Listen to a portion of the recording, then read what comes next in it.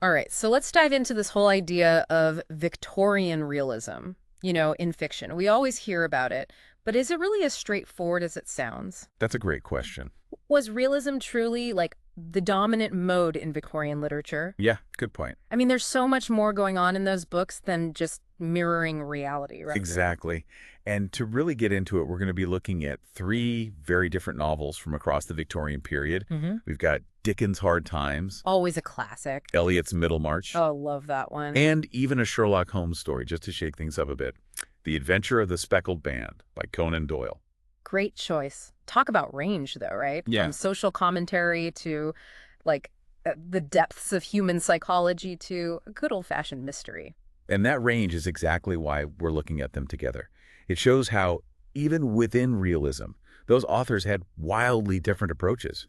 It's about so much more than just, holding up a mirror to Victorian society. There's a real art to it. Okay, so before we get into the specifics of each book, maybe we should start with the basics. How do we even define realism when it comes to literature? It's actually trickier than you might think. Early on, critics tried to define it as focusing on simplicity and sincerity in writing.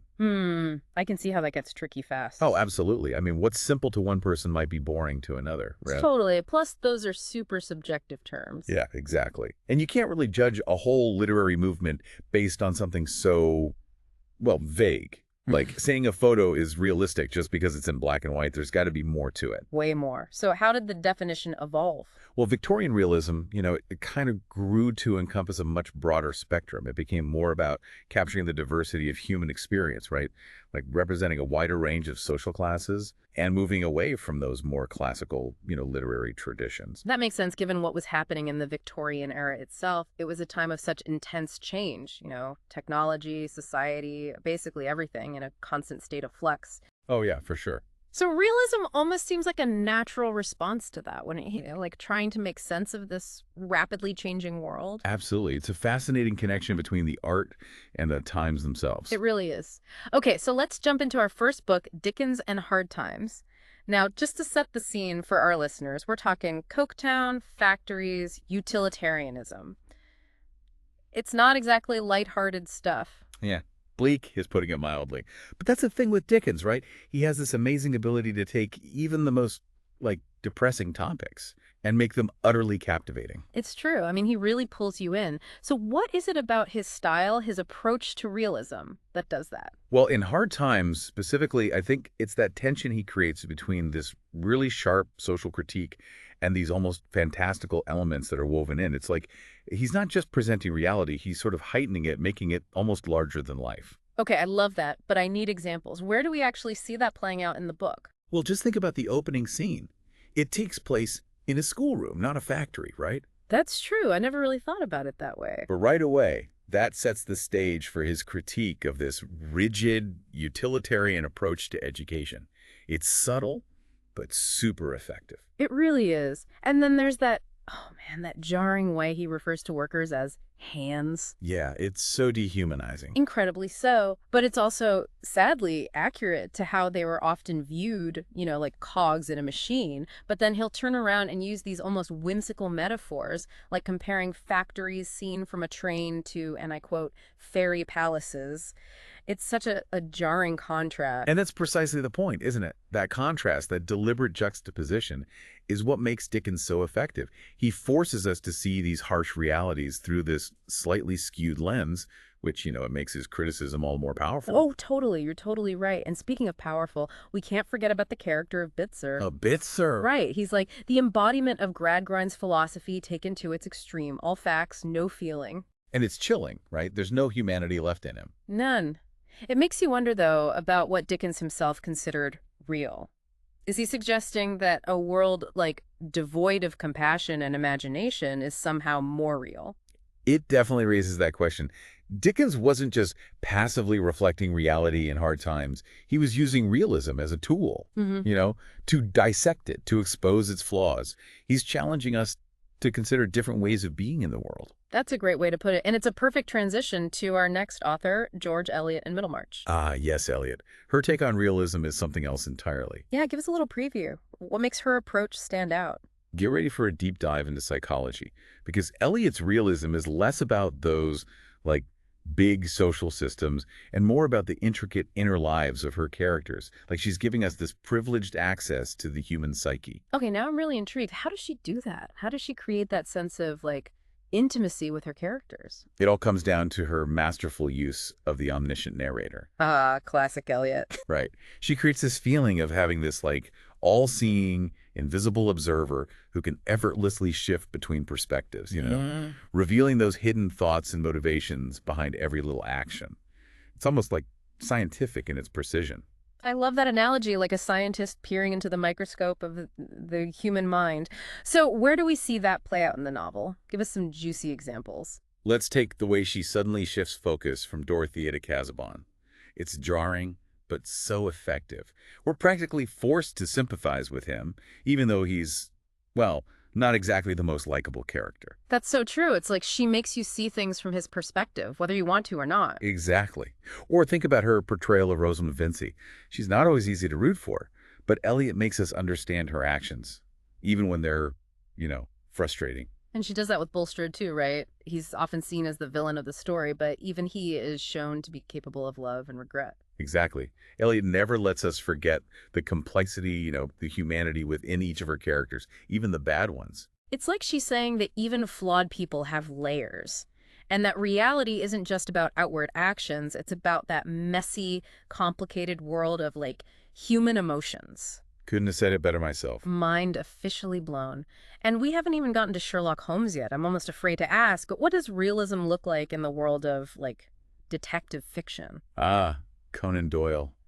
He definitely brings his own unique flavor to realism, especially within the detective genre. On the surface, it seems counterintuitive, right?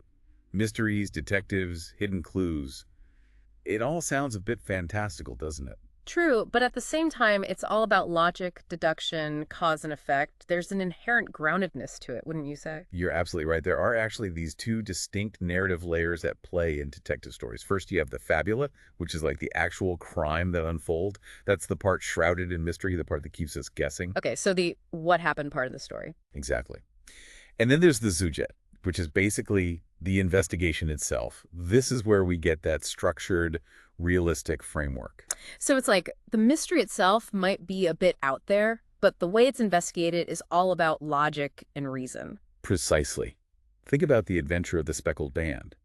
You have those three crucial clues: the dummy bell rope, the ventilators, and the secured bed. Those are the pieces of the puzzle, right? The things Yeah. that Holmes uses to crack the case. Exactly. He's not relying on, like, magic or intuition. He's following the evidence, connecting the dots. And that reliance on tangible evidence, that emphasis on logic and deduction is what makes it realistic. Yes. It's all about solving the problem in a methodical, rational way, which, is a very Victorian way of thinking. Totally. And let's not forget about Watson. He plays a pretty important role in all of this, too. Oh, absolutely. He's not just a sidekick. He's the narrator, the one filtering the whole story for us. And he's often completely baffled by Holmes's deductions, isn't he? Constantly.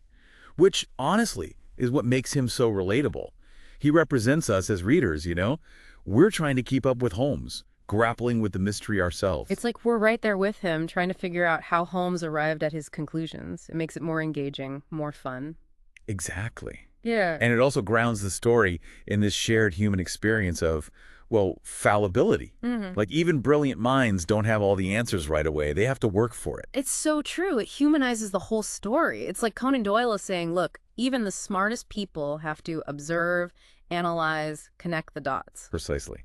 And that in itself feels incredibly realistic.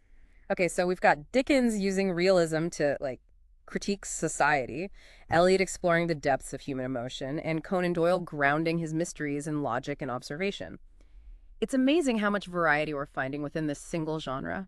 It really highlights the fact that Victorian realism wasn't this one, monolithic thing.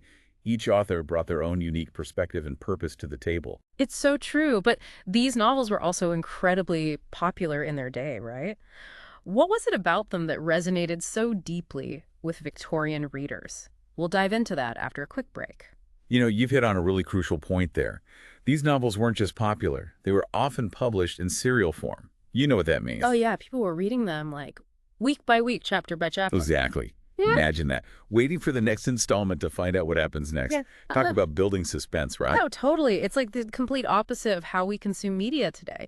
It's like the difference between like binge watching a show and savoring a delicious meal over multiple courses, you know? That's such a great analogy. Each chapter just leaves you wanting more, keeping you hooked on the story and the characters.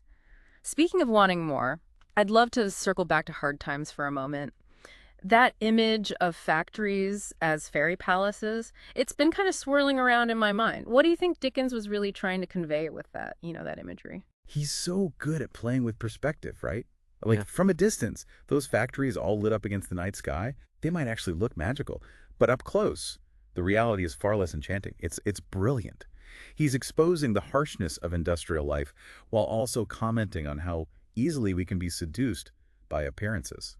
It's like this visual representation of that struggle between facts and feelings, that runs through the whole novel. Yes, exactly. And he uses irony to further heighten that tension. I mean, look at the names he chooses for his characters. Child, the teacher who, well, he stifles imagination. It's almost comical, but it underscores the seriousness of his critique. It's like he's using humor as a weapon, making social commentary more palatable and accessible to a wider audience. Exactly. He's not just preaching, he's inviting readers to think critically. Okay, and earlier you mentioned that Eliot's writing had this almost scientific approach. Can you elaborate on that a bit? I find that so intriguing. Eliot was fascinated by science and philosophy, and those interests really shine through in her work. The way she constructs Middlemarch is almost like a meticulously designed experiment. Like a social experiment. Yes. She's observing her characters, their relationships, the forces that shape their lives, all with incredible detail and precision. And her narrator acts as a sort of scientist as well, right? Analyzing everything, offering insights, connecting seemingly disparate events. Totally. There's that famous passage where she compares her writing to the way random scratches on a, pier glass suddenly appear ordered when a candle is lit. She's saying that she's illuminating the connections, the patterns that exist within human lives. Oh, I love that. It's beautiful. And it makes me think about how Eliot consistently shows us that there's always more than meets the eye, especially when it comes to characters we might initially judge or dismiss. Exactly. Her realism is about fostering empathy, understanding. She wants us to see the humanity in everyone, even those who, make mistakes or act in ways we might not condone. It's like she's reminding us that to really understand reality, we have to look beyond the surface. We have to consider those internal struggles, the motivations that drive our actions. Yes, exactly. Now, shifting gears back to Conan Doyle for a moment. What do you think is the most realistic aspect of the adventure of the Speckled Band? It's got to be the way Holmes uses deductive reasoning. It just feels so grounded in logic and observation. He's not relying on magic or intuition. He's meticulously piecing together clues, like solving a puzzle. Absolutely. And that focus on, rationality, it reflects the growing influence of science and logical thought in Victorian society. But there's another layer of realism in the story that I find really fascinating. Ooh, I love a good hidden layer. Tell me more. Okay, so think about Watson's role. He's not just the sidekick. He's the narrator. He's the one filtering the story for us. And he's often totally baffled by Holmes' deductions, isn't he? Oh, yeah, he's constantly playing catch-up, trying to figure out how Holmes got to his conclusions. It's like we're watching a masterclass in deduction, but we're right there with Watson struggling to keep up. And that's exactly what makes him so relatable, right?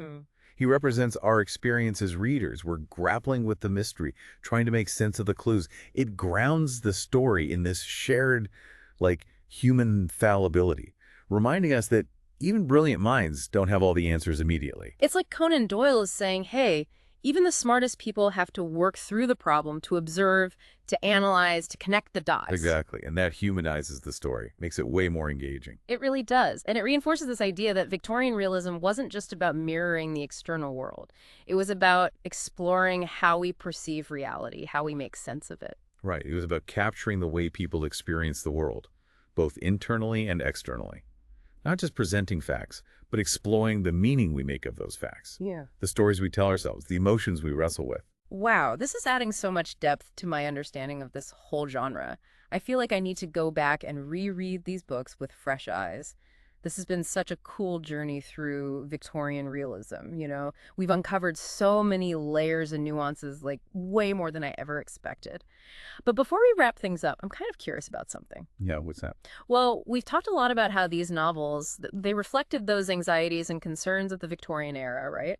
But what about their lasting appeal? Right. Like, why do these books still resonate with modern readers, even though they were written, what, over a century ago? That's a great question. And I think part of the answer is that human experience, it's pretty universal. Yeah, sure. Sure, the specific social and technological context, those have changed dramatically since the Victorian era. But those fundamental questions that these novels are wrestling with, they're still super relevant today. Okay, like what kind of questions? Yeah. Give me some examples. Well, think about Dickens. He was exploring the dehumanizing effects of industrialization, and those rigid social hierarchies of his time. And those themes, they resonate with a lot of our modern concerns, Yeah. like income inequality, worker exploitation, the crazy pace of technological advancement. It's like we're still grappling with different versions of the same problems, just on a bigger scale now. Yeah, exactly. And then you have Eliot, exploring human relationships, the complexities of love and marriage, ambition, moral compromise. Those are timeless themes. Totally. We still struggle with the same desires, the same conflicts. Right, like it's that basic yearning for connection and meaning. And what about Conan Doyle? How does his work fit into this idea of like enduring appeal? Well, our fascination with mystery, that desire for order in this chaotic world, those are as strong as ever, right? And Conan Doyle's focus on logic, on deduction, on the power of the rational mind to solve problems, unravel those secrets, that continues to captivate people. It's like we find comfort in knowing that even in the face of the unknown, we can use our brains, our powers of observation, to make sense of the world. Precisely. So while those, surface details of Victorian life, those might feel distant, those underlying emotional and psychological truths, the ones these authors tapped into, those remain relevant. They remind us that, despite the passage of time, the constant flux of society, some aspects of the human experience, they're timeless. I love that. So even though we're talking about Victorian realism, these books aren't just like historical artifacts. Right. They offer insights into the human condition, and those insights are just as powerful today. Absolutely. And I think that speaks to the enduring power of great literature. It transcends time and place, connects us to the past, illuminates the present, and helps us grapple with those timeless questions that have always kind of preoccupied humans. I couldn't agree more. This whole deep dive has been so rewarding. I feel like I've gained like a whole new appreciation for Victorian realism and the impact it's had, not just on literature, but on like our understanding of the world. I'm glad to hear that. But before we send our listeners off on their own, literary adventures, is there any final thought, like a parting piece of wisdom you'd like to leave them with? Well, if this deep dive has taught us anything, it's that Victorian realism was never like this simple, easy-to-define concept. It's true. We saw that firsthand. These authors, even though they were all working within the same broad genre, they had such distinct aims, approaches, styles. They challenged conventions, pushed boundaries. Ultimately, they expanded our understanding of what it even means to capture reality on the page. So basically, labels can be deceiving, right? Totally. Just because a book falls under a certain genre or category, it doesn't mean it's predictable or one-dimensional. Exactly. And when we approach any work of literature, I think it's crucial to stay open to the unexpected, to delve beneath the surface, to really embrace those complexities. That's what makes great writing so, so rewarding. I love that. It's like a reminder to approach everything with a bit more curiosity, a willingness to challenge our assumptions, Who knows what hidden depths we might discover along the way. Well said. And on that note, maybe we should leave our listeners with a final question to ponder. Ooh, I like it. Lay it on us. Could any of these novels have been written in a different era? How would their particular brand of realism be perceived in our modern age? With social media, instant information, all those ever-shifting realities. That is a really fascinating question. It makes you think about how the way we experience and interpret reality, that's constantly evolving too. Well, on that very thought-provoking note, we're going to leave you to ponder those big questions. Thank you so much for joining us for this deep dive into Victorian realism. We hope you learned something new, challenged some old assumptions, and maybe even feel inspired to revisit these classic novels. And who knows, maybe you'll discover some hidden depths of your own. Until next time.